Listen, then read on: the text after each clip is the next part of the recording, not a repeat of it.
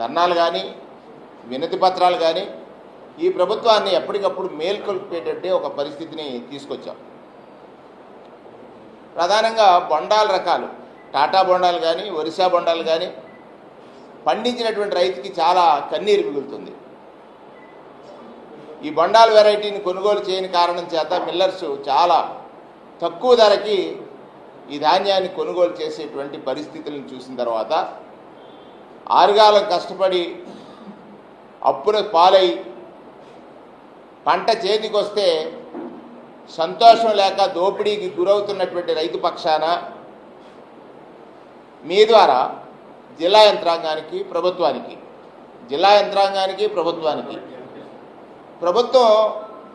రైతుకు బాసటగా నిలుస్తానని కొనుగోలు కేంద్రాలను ఏర్పాటు చేశారు. దానిలో ప్రధానంగా మీరు తీసుకున్న నిర్ణయం టార్గెట్స్ ఫిక్స్ చేశారు. రైతు ధాన్యం పట్టుకెళ్తే టార్గెట్ అయిపోయింది అని చెప్తున్నారు. మేము చేసే డిమాండ్ ఒకటే, రైతు పండించిన ప్రతి గింజని కొనుగోలు చేయాలి గిట్టుబాటు ధరకి. ఏదైతే మీరు ఎంఎస్పీని ప్రకటించారో ఆ ఎంఎస్పీ కొనుగోలు చేయాలనేటువంటిది ప్రధానమైన డిమాండ్గా రైతు పక్షాన తూర్పుగోదావరి జిల్లా వైఎస్ఆర్ కాంగ్రెస్ పార్టీ డిమాండ్ చేస్తూ ఉంది. దీనిలో పలు రకాల దోపిడీలని అరికట్టడం కోసం అడపాదడపా ఎక్కడైనా వర్షాలకు తడిచినటువంటి ధాన్యం ఉంటే ఆ ధాన్యాన్ని కూడా కొనుగోలు చేయడానికి ఈ జల్లులు పడ్డ సందర్భాల్లో రైతు లూటీకి గురయ్యేటువంటి ప్రమాదం ఉంది. కాబట్టి ఇప్పటికే మీరు ఎత్తేసారు, ఆర్బీకేల ద్వారా కొనుగోలు చేయాలి, దానికి లక్ష్యాలు పెట్టారు, టార్గెట్స్ ఫిక్స్ చేశారు. ఈ క్రాప్ బుకింగ్ ఉండేది, దాని మీద ఎక్కడా శ్రద్ధ లేదు. ఇవన్నీ చూసినట్లయితే రైతు ఒక భరోసాతో బ్రతికాడు నాడు వైఎస్ జగన్మోహన్ రెడ్డి గారి ప్రభుత్వంలో.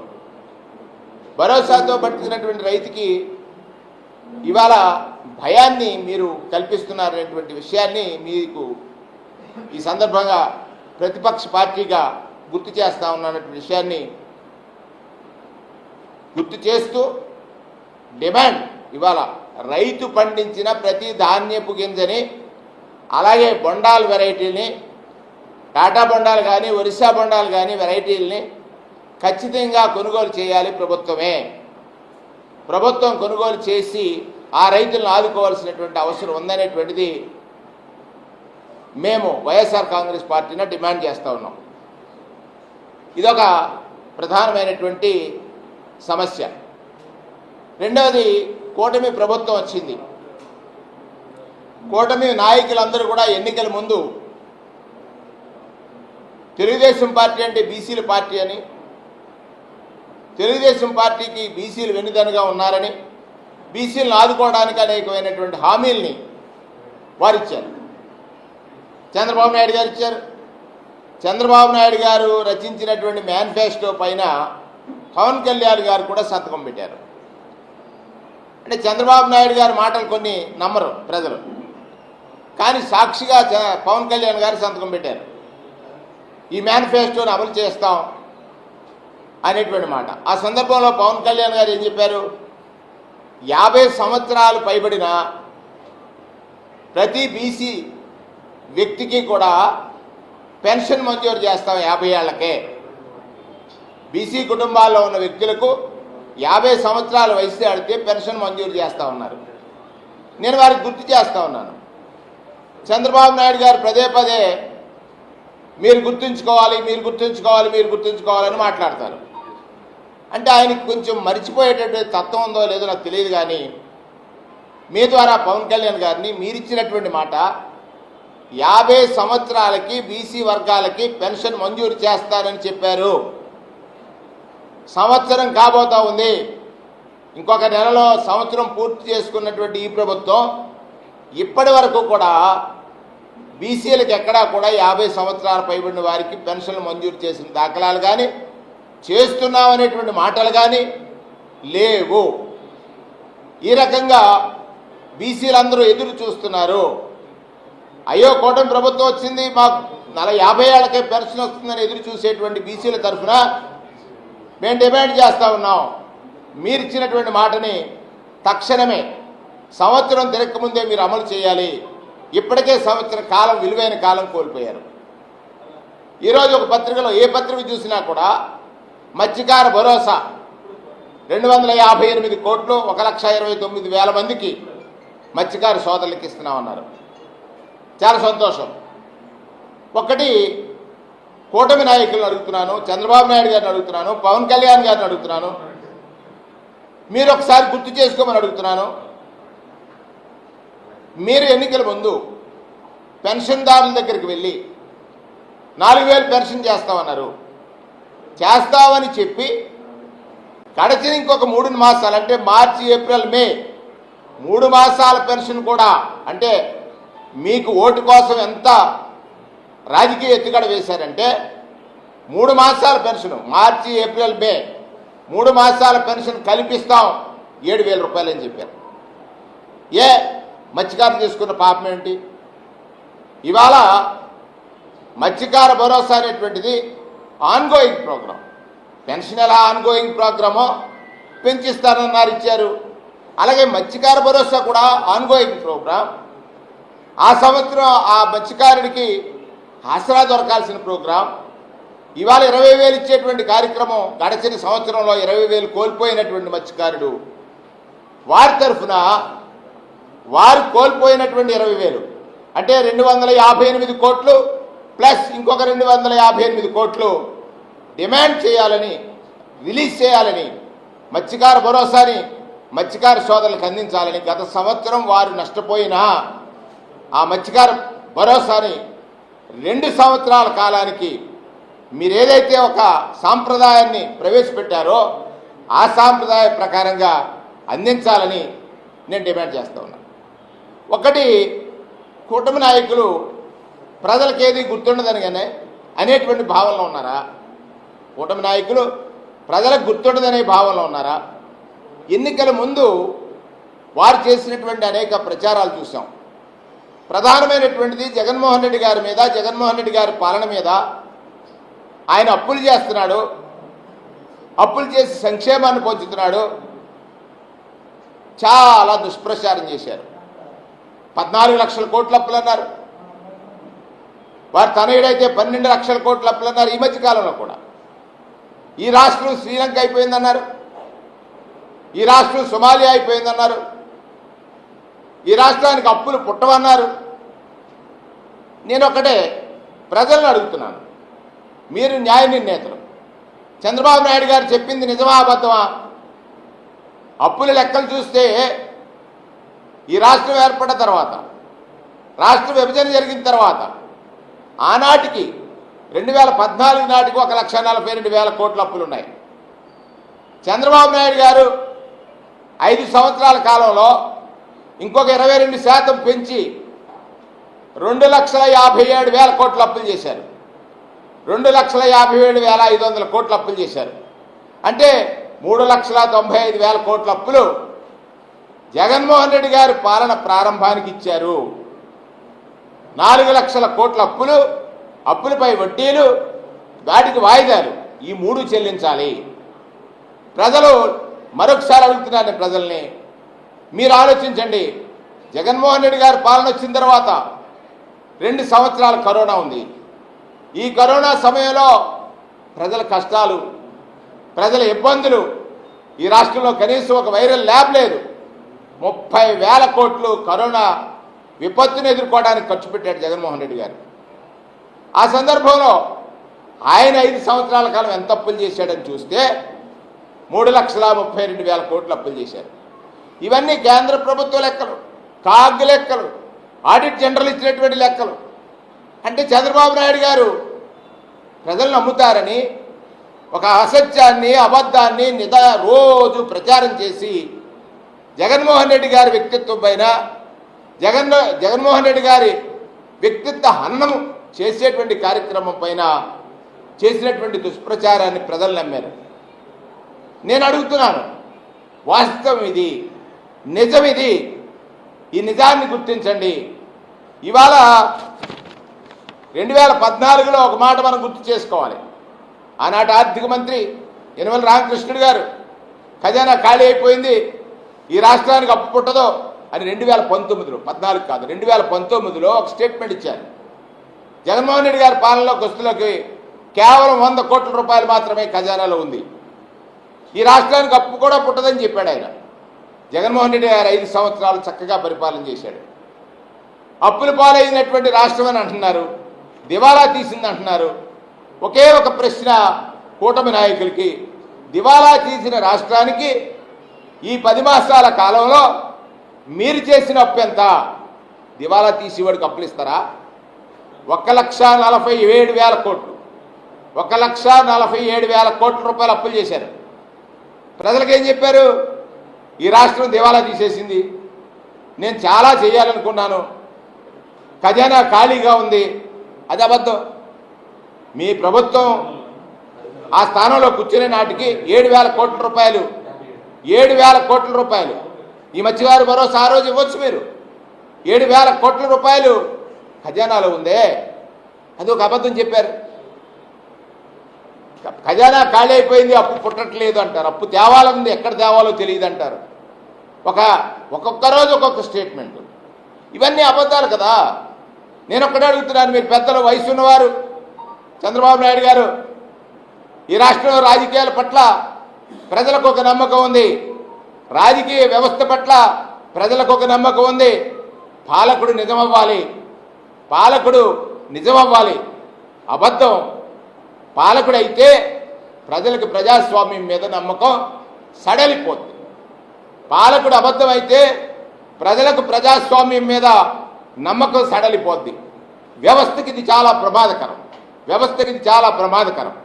దయచేసి మీరు మీ రాజకీయ లబ్ధి కోసం ఏమన్నారు? జగన్మోహన్ రెడ్డి గారు అప్పులే చేశాడు, నేనేమో సంపద సృష్టిస్తాను, సంపద సృష్టించిన సంపదని ప్రజలకు పంచుతానన్నాడు. మళ్ళీ ఒకరోజు ఏమన్నారు? నా చెవిలో చెప్పండి సంపద ఎలా సృష్టించాలన్నారు. ఇది చాలా నవ్వులాట. మీరు బాధ్యత గల ముఖ్యమంత్రి అండి, మీకు బాధ్యత ఉంది. మీరు ఒక మాట చెప్పారంటే చేస్తారని నమ్మి కదా ప్రజలు ఓటు వేశారు. ఆ ఓటు వేసిన ప్రజలతో ఈ విధంగా మీరు మాట్లాడటం, ప్రవర్తించడం, ఎలా ప్రజలకు ఇచ్చినటువంటి మాట నుంచి తప్పుకోవాలి. డైవర్షన్ ప్రతిరోజు అంటే ప్రతి నెల ఒక్కొక్క అంశాన్ని తీసుకొస్తూ ఉంటారు. మీరు మేధావి, మేనేజ్మెంట్, ఇవన్నీ మీకు బాగొచ్చు. కానీ రాష్ట్రంలో జరుగుతున్న పాలన మీద ఆ రోజు మీరు చెప్పినటువంటి మాటలకి నేడు మీ పాలన వచ్చిన తర్వాత జరుగుతున్నటువంటి వాస్తవాలకి ఎక్కడా కూడా పొంతన లేదు. అది గుర్తెరగమని సందర్భంగా నేను మనవి చేస్తూ ఉన్నాను. ఇవాళ 1,47,000 కోట్ల రూపాయలు అప్పులు తెచ్చారు. మళ్ళీ కొత్తగా నిన్ననే మైనింగ్ కార్పొరేషన్ని తాకట్టు పెట్టి రాజ్యాంగ విరుద్ధంగా ఇంకొక 9,500 కోట్ల అప్పు అదల్చారు. దానితో కలిపితే 1,47,000 ప్లస్ 9 1,56,000 కోట్లు. అంటే స్వాతంత్రం వచ్చినప్పుడు ఇప్పటి వరకు కూడా ఒక సంవత్సర కాలంలో ప్రభుత్వం చేసినటువంటి అప్పులు చూసినట్లయితే, అంటే జగన్మోహన్ రెడ్డి గారు ఆన్ యావరేజ్ సంవత్సరానికి కరోనా ఉన్నా 50,000 మించి అప్పు చేయలేదు. కానీ తమరు ఖజానాలో ధనమన్నా ప్రజలకిచ్చిన హామీలను అమలు చేయకున్నా మీ అప్పులు మాత్రం 3 రెట్లు పెరిగాయి, 1,50,000 కోట్లకి. నేను అనుకుంటున్నాను ఇప్పుడు నేను సంపద సృష్టిస్తాను, ప్రజలకు పంచుతానని. ఒకటి నాకు అర్థమవుతుంది, మీరు సంపద ఎవరికి సృష్టిస్తున్నారు? మీకు సృష్టించుకుంటున్నారు. మీ సృష్టి సంపద సృష్టి మీకోసమే అనేది ప్రజలకు అర్థమైంది. ఇవాళ ఆ రోజు హెరిటేజ్ షేర్స్ దగ్గర నుండి మీరు ఇవాళ అమరావతి, కేవలం ఆంధ్రప్రదేశ్ రాష్ట్రం అంటే అమరావతి, ఊహల్లో మేడలు, మీరు చేస్తున్నటువంటి ఎస్టిమేట్స్ ఏదైతే రోడ్లు కానీ బిల్డింగ్స్ కానీ అక్కడ కడుతున్నటువంటి కార్యక్రమాలు కానీ తీసుకున్నట్లయితే 1,00,000 కోట్లు, మళ్ళీ ఇంకొక 44,000 ఎకరాలు. మన రాష్ట్రం ఎంత? ఆ రాష్ట్రానికి ఉన్న పరిధి ఎంత? ఈ రాష్ట్ర ప్రజలకు కావాల్సిన రాజధాని ఎంత? ఇవాళ మీరు చాలా డిజిటలైజేషన్ గురించి మాట్లాడతారు, ఏఐ గురించి మాట్లాడతారు. గ్రామీణ ప్రాంతాల్లో సచివాలయ వ్యవస్థను తీసుకురావడం ద్వారా ఒక వినూత్నమైనటువంటి రాజ్యాంగ సంస్కర్తల ఆలోచనలను అమలు చేసినటువంటి జగన్మోహన్ రెడ్డి గారు ఒక వ్యక్తికి తన అవసరాలు ఆ గ్రామంలోనే తీరాలి. ప్రభుత్వ అవసరాలు ఉంటే సర్టిఫికెట్లు కావాల్సిన, భూమికి సంబంధించినటువంటి ఈసీలు కావాల్సిన, రిజిస్ట్రేషన్స్ కావాల్సిన, డెత్ సర్టిఫికెట్లు కావాల్సిన, బర్త్ సర్టిఫికెట్లు కావాల్సిన ఆ గ్రామంలోనే సెక్రటేరియట్ని ఏర్పాటు చేయడం ద్వారా వినూత్నంగా చేశాడే. మీరు ఒక సెక్రటేరియట్ ఐకానిక్ భవన్ కట్టాలా, లేకపోతే ఐకానిక్ టవర్స్ కట్టాలి. సంపద ఎవరి కోసం? మీకోసం, మీ కమిషన్ల కోసం. ప్రతి దానిలోనూ మీరు తీసుకున్న నిర్ణయం ఈ రాష్ట్ర ప్రజల ప్రయోజనాల్ని తాకట్టు పెట్టి, మరొకసారి అంటాను నేను, రాష్ట్ర ప్రజల ప్రయోజనాల్ని తాకట్టు పెట్టి మీ స్వప్రయోజనాల కోసం మీరు సంపదను సృష్టిస్తున్నారు. రాష్ట్ర ప్రజలకు పంచడానికి కాదు, రాష్ట్ర ప్రజల నెత్తిన అప్పుల భారాన్ని మోపి ఆ అప్పుల ద్వారా మీరు చేసేటువంటి కార్యకలాపాలలో, లేకపోతే కార్యక్రమాలలో, లేకపోతే అభివృద్ధి ముసుగులో మీరు దోపిడీ వ్యవస్థకి దారితీశారనేటువంటి విషయాన్ని సందర్భంగా గుర్తు చేస్తూ, ఇది ధర్మం కాదు. వ్యవస్థలో ప్రజా నమ్మకానికి విరుద్ధంగా మీరు పనిచేస్తున్నారు. మీరు చెప్పినటువంటి మాటలను అమలు చేయకుండా కేవలం ఏమీ చేయలేరు ప్రజలు, అబద్ధాలు వింటారు. తర్వాత మనం చెప్పి చెప్పి చెప్పి మళ్ళీ దాన్నే నిజం చేయాలని మీ ప్రయత్నం ఎల్లకాలం సాగదని ఆ రోజు జగన్మోహన్ రెడ్డి గారు మత్స్యకారుల కోసం ఏదైతే ఇన్సూరెన్స్ ఉందో 10 లక్షల రూపాయలు వెంటనే ఇచ్చేటువంటి కార్యక్రమం తీసుకున్నారు. డీజిల్ ఆయిల్ సబ్సిడీ ముందుగా వాళ్ళ ఖాతాల్లో జమ అయ్యేటటువంటి పరిస్థితి తీసుకొచ్చారు. హార్బర్స్, ఫిషింగ్ హార్బర్స్ తీసుకున్నారు. యూనివర్సిటీ, మత్స్యకార యూనివర్సిటీ తీసుకున్నారు. ఎవరైతే ఎక్కువ రైతులు ఉన్నారో వారికి రూపాయన్నరకే పవర్ సబ్సిడీ ఇచ్చారు. ఇవన్నీ ఆన్గోయింగ్ ప్రోగ్రామ్స్. ఇవాళ మీరు చేసినటువంటి ఇదొక మత్స్యకారులకు చేసిన మోసమే. ఎందుచేతనంటే మిమ్మల్ని నమ్మి ఓటు వేశారు, 20,000 ఇవ్వాలి, ఇస్తున్నారు. నేను మరీ సంతోషం అంటున్నాను. ఆ 20,000 గత సంవత్సరం కూడా ఇవ్వాలని మీరు ఆ సాంప్రదాయానికి కూడా మీరే కారకులని, ఆ సాంప్రదాయాన్ని ఆ పెన్షనర్స్కి ఏదైతే మీరు సాంప్రదాయాన్ని ప్రవేశపెట్టి పాత బాకీ ఇచ్చారో ఇప్పుడు కూడా మత్స్యకారులకి 20+20 40,000 ఇవ్వాలనేటువంటిది డిమాండ్గా తెలియజేస్తూ ఇవాళ చాలా కార్యక్రమాలు ఉన్నాయి. ప్రధానంగా ఉభయ గోదావరి జిల్లాల్లో, ఉమ్మడి ఉభయ గోదావరి జిల్లాలో ధాన్యాన్ని పండించిన రైతులు నష్టపోతున్నారు. ఆ నష్ట నివారణ కోసం ప్రభుత్వ యంత్రాంగాన్ని అలర్ట్ చేయండి.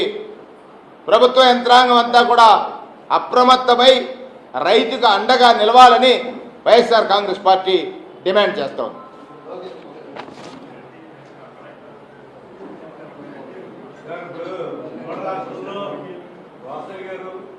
ఆర్థిక మంత్రిగా ఉన్నప్పుడు మోడీ లేకుండా ప్రభుత్వం నడిపారు. మీ ప్రభుత్వం కావచ్చు, గతంలో జగన్మోహన్ రెడ్డి గారు, చంద్రబాబు పాలన ఇప్పుడు జరిగిన మోడీ గారు మొత్తం అప్పుబాలు అయిపోతుంది. ఎందువల్ల అంటారు చెప్పండి. రోషయ్య గారు ఉమ్మడి ఆంధ్రప్రదేశ్లో ఉన్నారు ఆర్థిక మంత్రిగా. నేను ఇప్పుడు అదే చెప్పాను. యనమల రామకృష్ణుడు గారు 2019లో ఆయన ఆర్థిక మంత్రిగా ఒక స్టేట్మెంట్ ఇచ్చారు. ఖజానాలో 100 కోట్లే ఉంది, ఖాళీ అయిపోయింది, ఈ రాష్ట్రానికి అప్పులు కూడా పుట్టవు, జగన్మోహన్ రెడ్డి గారు పాలించలేరని చెప్పారు. జగన్మోహన్ రెడ్డి గారు పాలించలేరని చెప్పారు. చాలా ఆర్థికవేత్తలు అందరంతా గొప్పగా ఇచ్చినటువంటి నవరత్నాల్ని 1 సంవత్సర కాలంలో క్యాలెండర్ ఇచ్చి ప్రజలకు పంచారు. అది మా ఎజెండా. పంచిన సమయంలో కరోనా వచ్చింది. సుమారుగా 70,000 కోట్ల రూపాయలు ఆర్థిక మాంద్యం వచ్చింది ప్రపంచం అంతా, మనకే కాదు. అయినప్పటికీ కూడా ఎస్కేప్ అవ్వలేదే. కరోనా వచ్చిందని తప్పించుకోవడానికి సాకులు చూపించలేదే. ఆయన ఇచ్చినటువంటి మాటను నిలుపుకోవడం అంటే, రాజకీయ నాయకుడి పట్ల నమ్మకం అంటే అదే, ఇచ్చిన మాట నిలుపుకోవడం కోసం ఆయన చేశారు. సో అప్పులు నేను చెప్పాను కదా, జగన్మోహన్ రెడ్డి గారు 13% అప్పులు ఇంక్రీజ్ చేస్తే, అదే కూటమి నాయకుడు చంద్రబాబు నాయుడు గారు 22% అప్పులు ఇంక్రీజ్ చేశారు. ఇప్పుడు చెప్పాను కదా 2,53,000 కోట్లు అప్పులు చేశారు. అక్కడ ప్రజా అవసరాలని నేను ఇప్పుడు మీరు చాలా వాల్యూ పాయింట్ అడిగారు. ప్రజా అవసరాలకి అనుగుణంగా పాలించినటువంటి నాయకుడు జగన్మోహన్ రెడ్డి గారు. ఆ రోజు ప్రజలకు అవసరం ఉంది, అప్పు చేశారా లేకపోతే ఇంకోటి చేశారా, ఖచ్చితంగా వాళ్ళకి అందించాల్సినటువంటి బాధ్యత ఉందా లేదా, కరోనా సమయంలో కానీ తర్వాత సంక్షేమం కానీ. ఇక్కడ చంద్రబాబు నాయుడు గారు అధికారం కోసం ఆశపెట్టి అధికారానికి వచ్చిన తర్వాత అప్పులు 3 రెట్లు చేసి 3 రెట్లు అప్పు చేశారు. 1% కూడా ఈ సంక్షేమాన్ని అమలు చేయలేదు. కాబట్టి ఆయన చేస్తున్నటువంటి ఈ మోసపూరితమైన పాలన, దీనిపైన ప్రజల్ని ఎప్పటికప్పుడు అవేర్ చేయాల్సినటువంటి బాధ్యత ప్రతిపక్షం పైన ఉంది.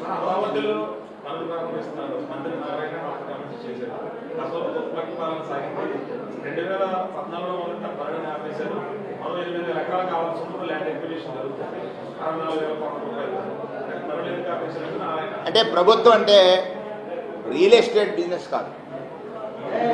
ఒక్కటే వారి ఎజెండా ఏంటంటే రాజధాని రాజధాని రాజధాని. ఈ రాష్ట్రంలో జరుగుతున్న అనేకమైనటువంటి కార్యక్రమాలు ఉన్నాయి. ఏంటి, ల్యాండ్ ఆర్డర్ పోలే, అత్యాచారాలు, మైనర్ బాలికల మీద అత్యాచారాలు, వాటిని ఎక్కడ పరామర్శలు ఉండవు. ఏమండి, అటువంటి పరిస్థితులు ఉంటే గంజాయి ఎక్కడ చూసినా విచ్చలవిడిగా ఉంది. మద్యం ఇంటింటికి బెల్ట్ షాపులు, 24/7 మధ్య లభ్యత, ఇవన్నీ చూసిన తర్వాత ప్రభుత్వం ఒక డైరెక్షన్లో వెళ్ళిపోతుంది. నారాయణ గారు ఏమంటారు, అమరావతి అంటే ఆయన భ్రమ కాదులే, ఆయన వాస్తవం. అప్పులు చేసైనా అమరావతి కట్టేస్తే వచ్చేటువంటి ఏదైతే అప్పులు చేసి ఆ నిర్మాణాలకు చేసిన ఖర్చులో వచ్చేటువంటి కమిషన్లో వాళ్ళకి సఫిషియెంట్ అని 1,00,00,000 కోట్లు. ఇప్పుడు అందరూ చెప్తున్నారు 2,500 ఎకరాలు రాజధానికి సరిపోద్ది. ఒక సిటీ నిర్మాణం లేదా అమరావతిని మీరు ఒక ఎయిర్పోర్ట్ చూపించారు. ప్రభుత్వం ఆ 1,00,00,000 కోట్లు అప్పు తెస్తే నారాయణ గారికి ఎంత వస్తుందని ఆయన చెప్పారు ఆ లెక్కలు. ఇది సామాన్యుడికి కూడా అర్థమవుతుంది.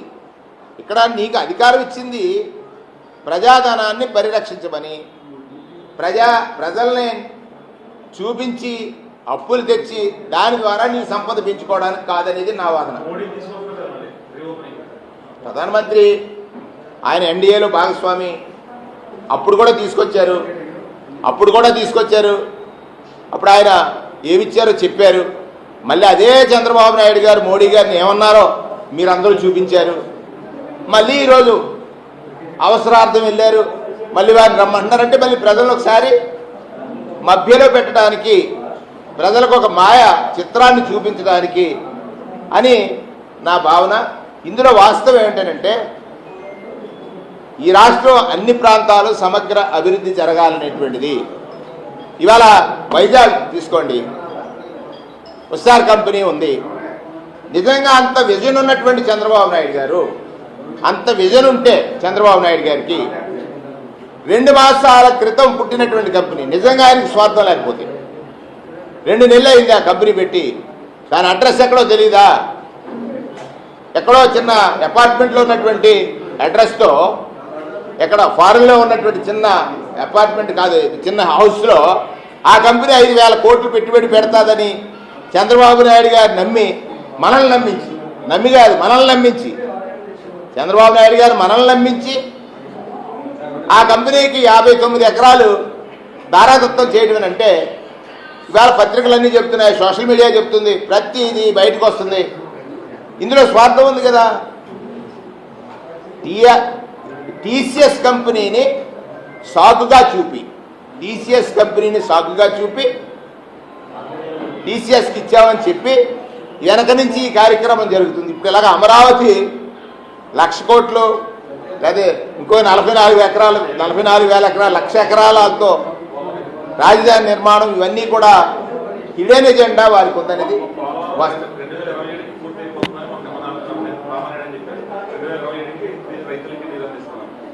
చాలా సంతోషిస్తాం. పోలవరం 2027కి పూర్తి అయిపోతే చాలా సంతోషం. ఇలాగే మీకు గుర్తుండి ఉంటుంది, పోలవరం ప్రారంభించిన తర్వాత 18కి పూర్తి అయిపోద్ది అన్నారు. 18కి పూర్తి అయిపోద్దని అంటే నిర్మాణంలో ప్రోటోకాల్స్ పాటించకుండా, ప్రొసీజర్స్ పాటించకుండా ఏదైతే సిడబ్ల్యూసి ఉందో దాన్ని అతిక్రమించి ఒకేసారి కాపర్ డ్యామ్, దాంతో కాపర్ డ్యామ్తో పాటు రెండవది వచ్చి డయాఫ్రమ్ వాల్. అంటే అది చిన్న అవగాహన ఉన్నవాళ్ళు, ఇంజనీరింగ్ అక్కర్లా, ప్రవాహం వస్తుంది, ఆ ప్రవాహ ఉధృతిని ఆపడానికి అడ్డుకట్ట వేస్తారు. ఆ అడ్డుకట్ట వేసిన తర్వాత ఇంకొక నిర్మాణాన్ని మీరు చేపట్టారు. ఆ నిర్మాణానికి ఆ అడ్డుకట్ల కనుక పూర్తి కాకపోతే ఆ నిర్మాణానికి ఇబ్బంది ఉంటుందనేది తెలియాలి కదా, ఇబ్బంది ఉంటుందని తెలియాలి కదా. ఆయన ఎప్పుడైతే ఆ నిర్మాణం చేపట్టి 2 హోల్స్ ఉంచారో, 2 గ్యాప్లు ఉంచారో, ఆ గ్యాప్ల దగ్గరే కదా డయాఫ్రమ్ వాల్స్ కవర్ అయిపోయింది. డయాఫ్రమ్ వాల్స్ కవర్ అయిపోతే కేంద్ర ప్రభుత్వం అసలు ఈ పోలవరం నిర్మాణం అనేటువంటిది మనకి విభజన హామీల్లో పోలవరాన్ని జాతీయ ప్రాజెక్టుగా కేంద్ర ప్రభుత్వం మనకు ప్రకటించింది. కేంద్ర ప్రభుత్వం ప్రకటించిన జాతీయ ప్రాజెక్టుని మీరు మీ సంపద సృష్టి కోసం, రాష్ట్రానికి కాదు, మీ సంపద సృష్టి కోసం మీరు తీసుకున్నారు నిర్మాణం చేయడానికి. మీరు చేసిన తప్పిదమని ఎంతమంది చెప్పారు? ప్రధానమంత్రి గారు వచ్చి ఏమన్నారండి, మోడీ గారు, పోలవరం ఏ చంద్రబాబు కా ఏటీఎం హై అన్నారా లేదా? వారం వారం పోలవరం. తర్వాత చంద్రబాబు నాయుడు గారిని ఒక అంతర్జాతీయ కమిటీ వచ్చి చెప్పింది. అంతే, అంతర్జాతీయ నిపుణుల కమిటీ కూడా చంద్రబాబు నాయుడు గారు చేసినటువంటి ఈ నిర్మాణ లోపం అయితే తొందరపాటు వల్ల జరిగింది అనేటువంటి చెప్పింది.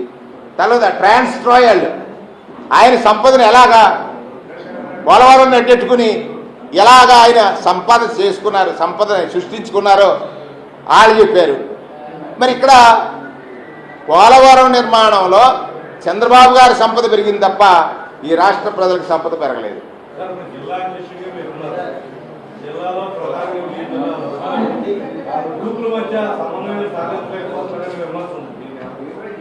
ముఖ్యంగా భరత్ జగన్మోహన్ వర్గాల మధ్య మీరు సమన్వయం చేయలేకపోతున్నారు. ఏమీ లేవే, బ్రహ్మాండంగా ఉన్నారు, అందరం కలిసి క్యాండిల్ ర్యాలీ వేసాం కదా మొన్న. ఆనందం అప్పుడు ఆ టైంని బట్టి అది మీరు నియామకం చేశారు పార్టీలో యూత్ వింగ్ కోఆర్డినేటర్ అని, అది యూత్ వింగ్ అధ్యక్షుడు అంటే లేకపోతే ఆయనకి ఇష్టమే చేసుకున్నారు. అది సమర్థులని కాదు, వాళ్ళ సిటీ వాళ్ళే, మీరు తప్పుపడుతున్నారు. ఎవరో బిల్డర్స్ ఉన్న వాళ్ళ సిటీ 50-50. అంతే